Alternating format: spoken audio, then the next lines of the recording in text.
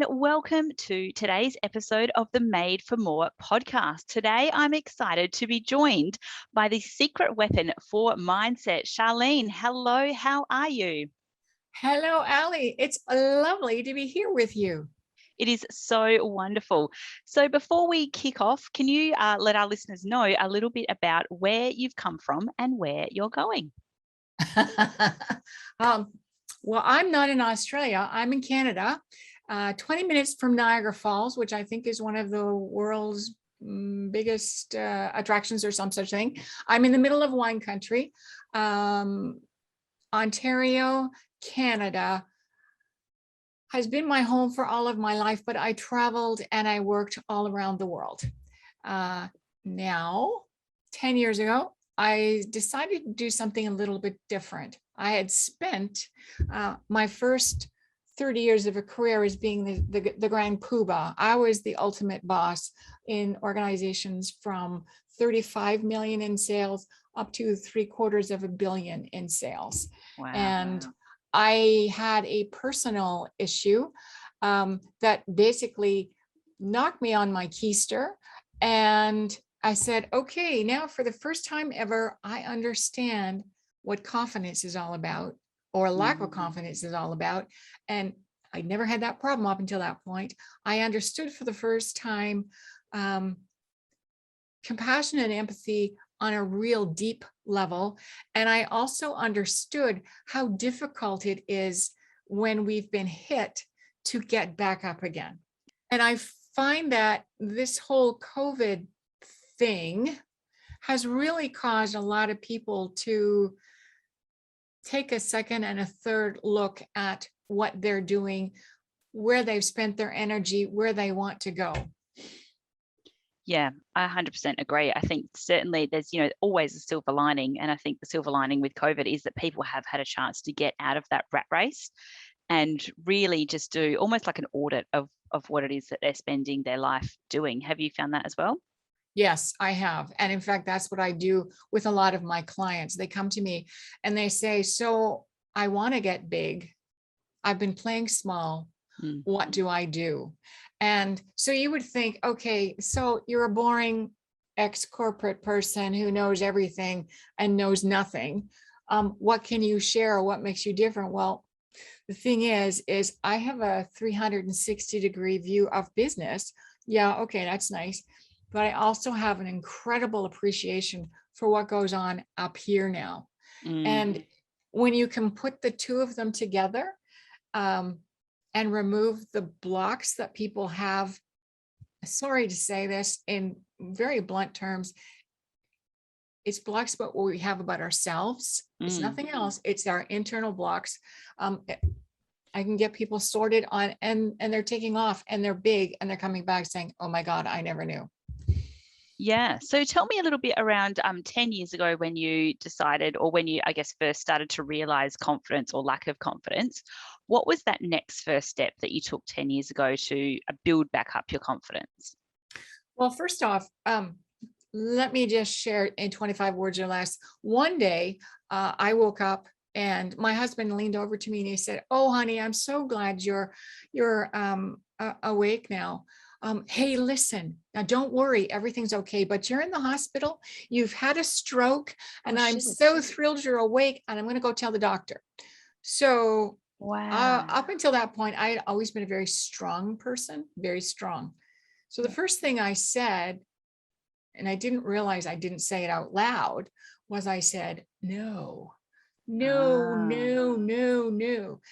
I'm not a doctor. I know nothing, but I refuse to believe that I had a stroke. I refuse to believe that I would ever be disabled.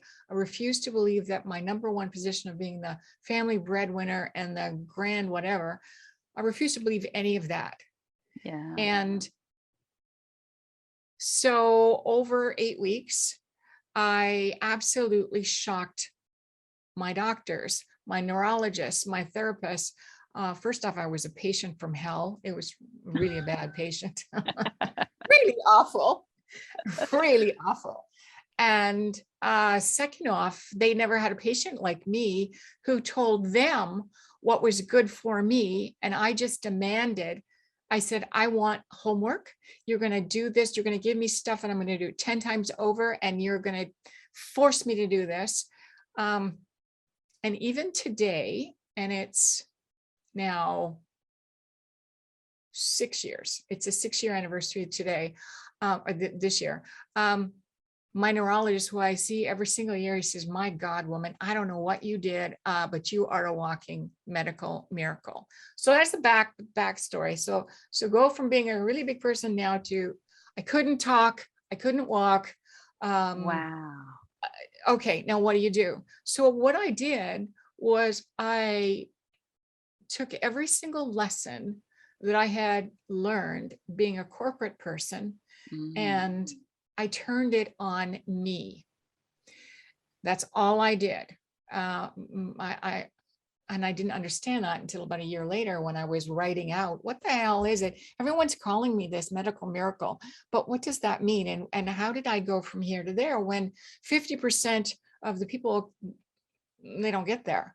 And I've recovered 150% of what I lost. Now, I can get into that later. So I wrote it all down and I looked at it and I said, okay, so there's 6 levels. That's pretty cool. Charlene, you're pretty smart.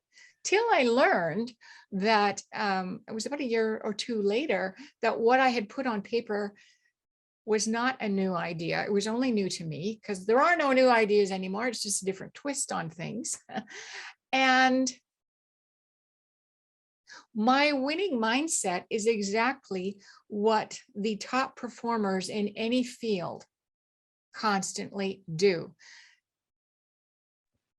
I love that. So do you think when you woke up from your stroke and you're like, oh my goodness, I can't speak, I can't move, and you were a difficult patient and you're saying, tell me what to do, did you know that you already, I guess, had it in you, the winning mindset from your time in corporate? No. So it was a newly learned skill?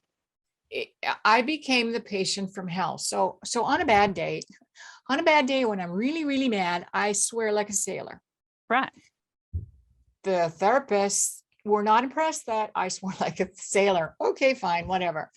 I just knew in my head through all my swearing that folding towels was not going to get me to use my brain. And I live by my brain. So the therapy wasn't good for me. I wanted this therapy to enhance my brain. They wanted me to spend 10 minutes on a computer. I said, I can't do that. I have to spend hours on a computer. 10 minutes is just barely nothing. They would ask me there's a way to tell stories or think through things. And I said, no, you've got to wait for me to finish this. And then you have to do it again and again and again. It worked, but I drove them nuts. And the day that I left the hospital, they said, oh my God, maybe there is something. But no, I had no idea. And I'll take you through the 6 steps. Yeah. I had no idea that was a winning mindset. It was my name that I gave it, my nomenclature. Oh, okay. So everyone says I'm a medical miracle. Okay, all you need is to change your mindset. Well, what I'll show you today is it's good if you want to be the best at anything. It's good if you want to go from 0 to anywhere between 90 and 100 and you've never done it before. It's good if you have a vision in your head and you're just not sure how to make it work. But it's not good if you have what I would call limiting beliefs. If you, so I'll give you an example. The shame that I had because I got sick and I was a tough person and I should never have gotten sick. The shame that I had from that, the shame from not being able to earn any income and then having to sell my house and move, that took a little bit longer. That is not what the winning mindset can do. But it can set you on the path to say, okay, now that you're here, what other things do we have to work on in your head to make you as strong as you possibly can? One of the Olympic gymnasts, I just love her, the one who backed out. I can't remember her name. Baines, I think. she talked about having the twisties, and her mind had twisties, and all that meant was, and so she couldn't do her gymnastics. And what that meant was her mind was a little bit out of sync with her body. It wasn't right in the high performance place. So what I'm going to share tonight does not help you with twisties. I have other programs that can help you with twisties, but what I share is for anybody who's a professional who wants to go big, for anybody who wants to get out of a rut, for whether it's you're in business or you're in a career, or you're a mom who wants to make that next leap from being mom back into the corporate world. That's what I can help with. That's what I'll talk about tonight. Yeah. So you mentioned you've got 6 steps. Are you able to walk me through the 6 steps of your winning mindset? I'll give you the steps and I'll tell you what they mean. And then I'll put into context the experience that I was putting myself into. I'm not going to drag it on. I'm not special. I'm just going to show you that it can be done. That's all I am trying to do here. But the 6 steps are, first you make a decision, and the decision is, are you going to go or you're not going to go? The second step is energy. And I find the best way to get energy is from your gratitude. The third step is clarity. What I have right now. The fourth step is strategy. And this is where you get into focus and question is, what can I do? Yeah. The fifth stage is tactics. And this is airy-fairy stuff that I call faith and confidence. This is what I will do. And this is probably the toughest stage. And then the last stage is action. And it's just sticking with it consistently so that you're constantly on an onwards and upwards trajectory. So the first thing I would say for anyone is, if you're going to make that decision to go or no go, I'm going to do it or I'm not going to do it, you want to be 100% in.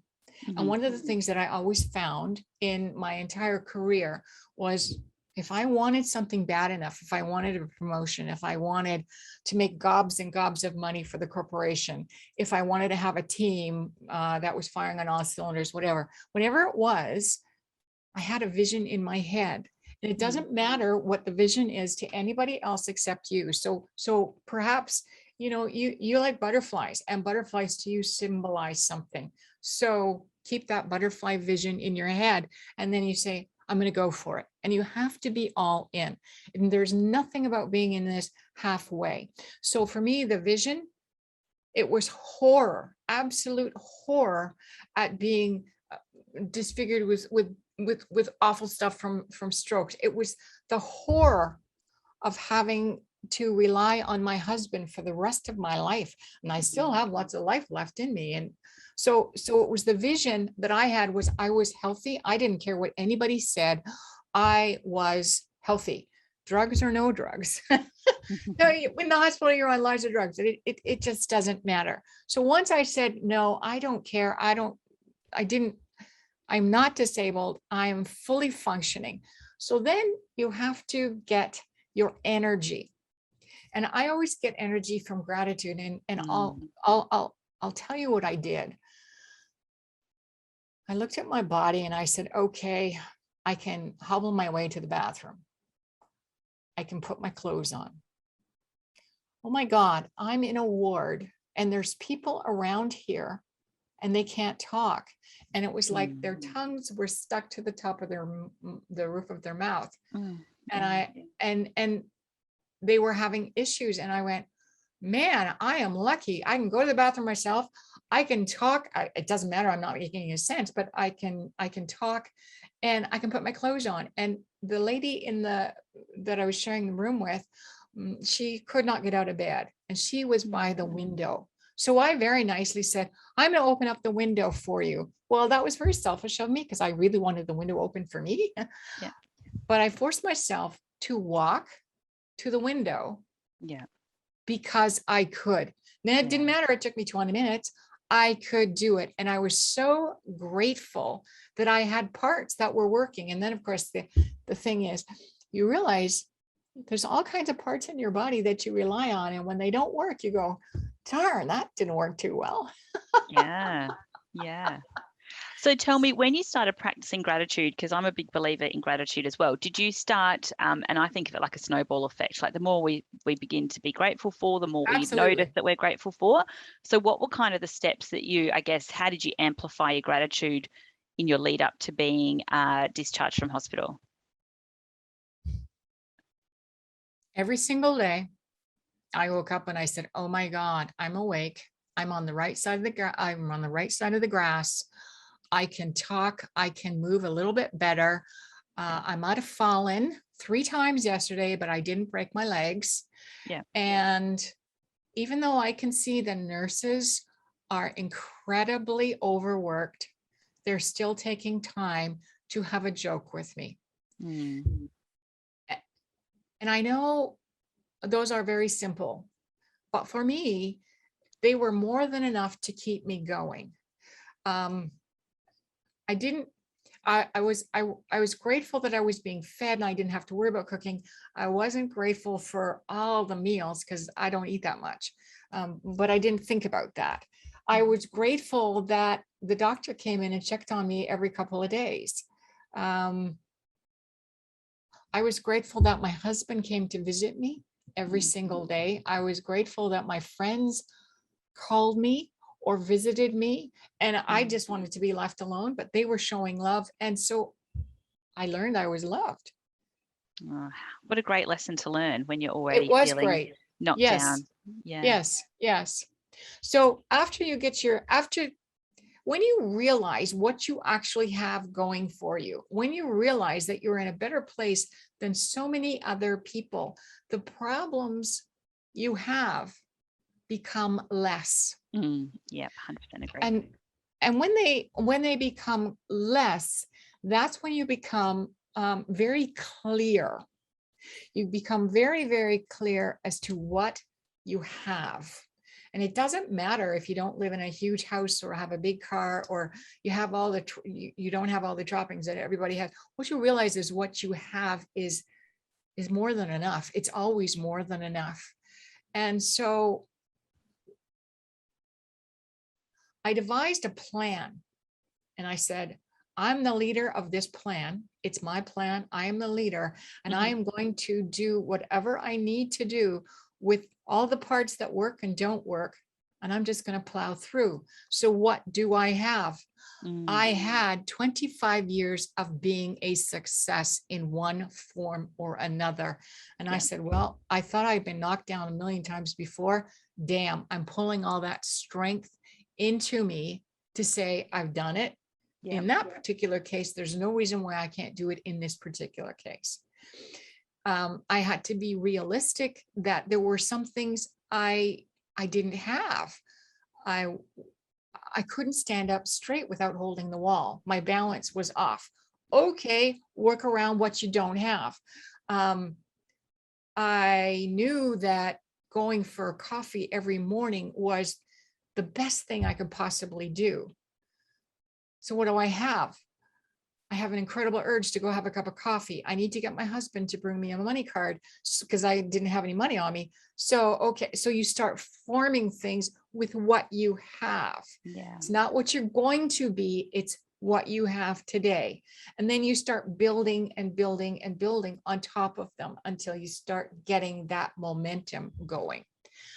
I just wanted to circle back to something you said then that I think is really important for anyone who's having a tough time, particularly if they're transitioning. And that was, and I talk about this with my clients as well, is when you were saying I had 25 years of experience in the bank already. I knew that I was successful. I needed to draw on all of that to give me the strength to move on.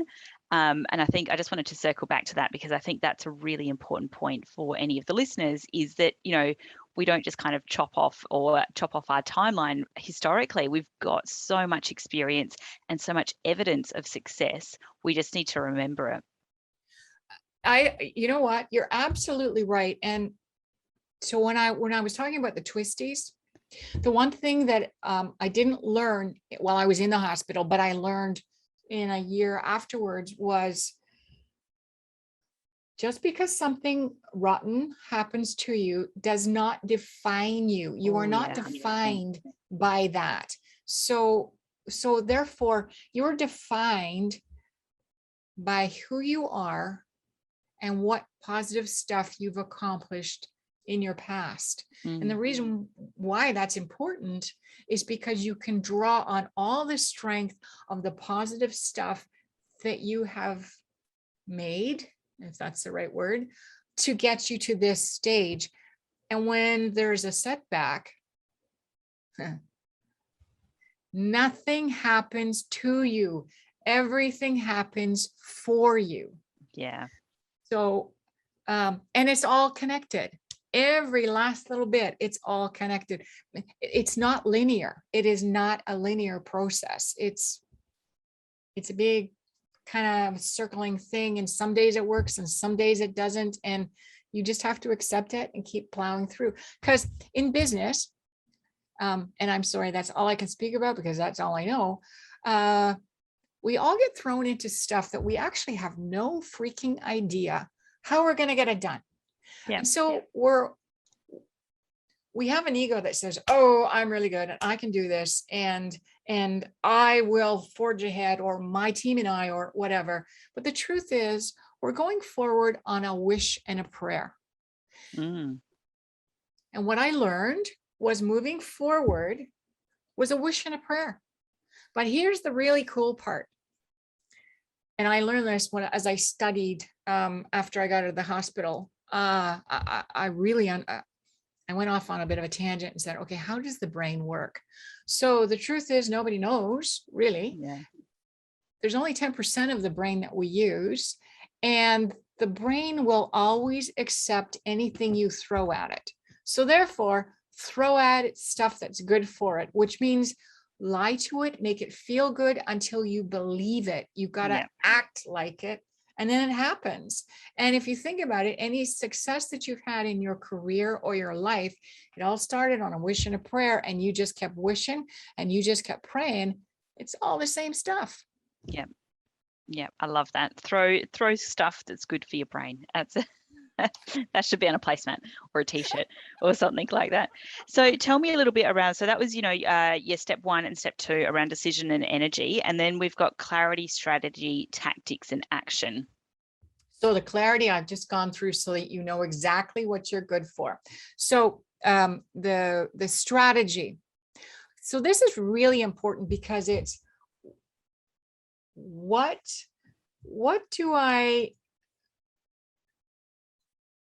can I do with what I have? That's good. And what I mean by that is anybody in business doesn't have all the stuff. So you go out and you learn some stuff, or you grab some people, or you call in your colleagues or whatever. So it's no different for me in the hospital. Okay, so what is it that I can do? So in my strategy, I set my strategy and I said, well, what I can do, I can demand 10 times the amount of work. Whatever they tell me, I'll do 10 times because that'll move me faster. It also down near killed me, I will tell you. But if you always do more than what's expected, and I was that kind of a person, it will work. I set time. I said, okay, you're only going to give me therapy on I'm making this up because I don't remember the days, Tuesdays and Thursdays. Well, hell, there's 7 days in a week. I'm going to go off and I'm going to go do some of this stuff. I would set time. I would time myself. Okay, so there's not much to do. You're in the hospital in a bed. So, okay, we're going to go off and I'm going to make people's days better. So I went off walking, holding the wall so I could walk, but I would go out and I'd smile and I'd talk to everyone in the ward. Yeah. So I said, okay, I'm going to be the ray of sunshine. It wasn't that I was a ray of sunshine. I don't really know if I was or not, but it gave me something to hold on to every day that I was going to do. Again, it's a wish and a prayer. I'm going out to make someone else's life special because I can do that. I have that within me. No different than wishing and praying. Yeah. And it worked. So looking at that purpose, I guess that purpose piece every day. Yeah. Yeah. Every single day I would wake up and I would say, I am not this person lying in the bed. I am grateful to be alive. I'm grateful for all this stuff. I am going to get the hell out of here and I am going to be in perfect condition. I'm going to be a shining beacon for everyone who's around here. And I'm going to be doing 10 times the amount of work. And then the hard part is when you get to what I call the tactics, which is what I will do. Because frankly, you don't have a lot of energy. Yeah. And I remember climbing up the stairs. Every hospital has stairs. Do you know that the only people who climb stairs are the unhealthy people? The healthy people take the elevators. The unhealthy people look at those stairs and go, oh, I got to go up them and I've got to build up my resistance. I swear that's what happened. All the healthy people, oh, Char, where's the elevator? Down the hall. I'm taking the stairs. Why? Because I need to build myself up. So it becomes a boring test of will with yourself. You know you have to keep going. You know you have the awful stuff. You know to get to that point that you've told yourself you're going to get to, there's some garbage you got to go through. And that garbage is sweating buckets. That garbage is repeating for the 100th time. I'm going to make this up, the red fox jumped over the gray cow or whatever it is. Throwing a tennis ball at the wall so I could get dexterity back. That's really not fun, believe me. And folding towels. I used to say, man, I don't fold towels in my own house. Why do I want to fold towels here? Give me a kitchen. Let me get back and create gourmet. Oh, well, we can't do that. Go do the cutlery drawer. No, that's not what I do in the normal. No. So And I knew that being in a hospital wasn't always the best thing for me. So I said to my husband, maybe I can come out a day. So he arranged it so that I could get away on weekends. And on weekends, I'd be in my home and I'd be cooking my gourmet meals. Now, it would take me 3 hours to do half an hour. Yeah. But I was determined that I was going to get it done. And I did eventually. So that's the talk. That's the tactics. And that's where the faith and the confidence comes in. And then if you do it enough, it starts to gel. And that's when you get to the top. And you've taken all these actions, and a lot of these actions are boring. And so many of them you think, oh my God, why am I doing this? And you're keeping your spirit high based on your purpose. And one day, and you never know when that day is going to come, and it never comes fast enough. Believe me, it never comes fast enough. You can honestly stand there and say, oh my God, I did it. Yes. Now I can do anything. Yeah. And so I want to relate back to when I said, you're talking about folks in their career or in their businesses, and we all had a hope and a prayer, a wish and a prayer. And then when we did it, we went, oh man, I'm pretty darn good. I did it. And you feel stronger and stronger. So I go back to life doesn't happen to you, it happens for you. So even after going through COVID, even after losing your job or losing your business, which is awful, awful, awful, it's made you stronger. Absolutely stronger, so that you can continue on. Is that tough to do? For some people it is, yes. And there's twisties involved. And okay, so we got to get through the twisties. But once the twisties are over, this is how you always can be successful. So I'll just summarize 6 steps. First step is decision, go or no go. Second step is energy. That's from gratitude. And boy, I'm lucky. And for whatever reason, I got it better than so many other people. The third step is clarity, what I have today. The fourth step is strategy. What can I do? Also, what do I need help with? tactics, faith and confidence, what I will do. And then the last one is action. And that's where you can jump up and down and you can say, I did it. Yeah. Celebrate. And you can celebrate. Oh, yes, please celebrate. So you've got those six steps rather as a download. Is that your diagram? Yes, I do. Yep. Yes, I do. So we'll put the link for that in the show notes as well, so that the listeners can grab a copy and have their own, I guess, roadmap to their own winning mindset. It is, yes, absolutely.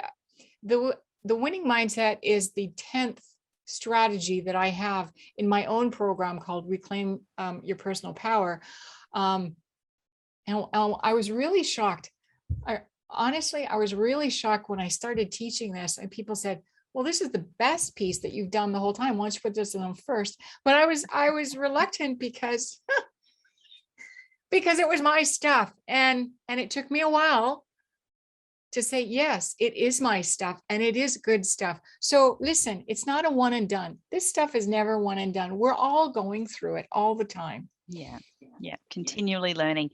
So before we say goodbye, what would be your top 5 tips for, leaders in business, leaders in corporate, people that are looking after other people when it comes to a winning mindset or reclaiming their personal power? So let me tell you what worked for me. Don't be afraid to be yourself. You are not a person in a suit. You are not a person in a box. Allow yourself to be human. That's very, very, very, very important. So that would be number 1. Number 2, I hate the term, my people are my best assets. Your people are your equity. Ooh, if you know what equity is, that's what your people are. They are the foundation of everything. Perspective is important on everything, and perspective is everything. Don't allow your world as you see it to be suction cupped to your face. Allow other perspectives in. The best ones come from the most strangest sources. And the last one, don't sweat the small stuff. If I have one regret, and I'm not a person to go on about my regrets because I actually don't have any, but if I was to say I had one, which I know that sounds crazy, it would be I worried far too much about stuff that was not very important. Don't we all? Yes. But it seems important at the time, doesn't it? Yes. Very good. Well, thank you so much for coming on the show today, Charlene. I will put all the notes for people to connect with you in the show notes. Where do you like to hang out? Are you on LinkedIn, Facebook, Instagram? I'm on LinkedIn. On LinkedIn. So I'll put the link in there for people to connect with you on LinkedIn as well. Well, thank you. It's been awesome having you on the show for a chat. Thank you ever so much, Ali. It's been a pleasure.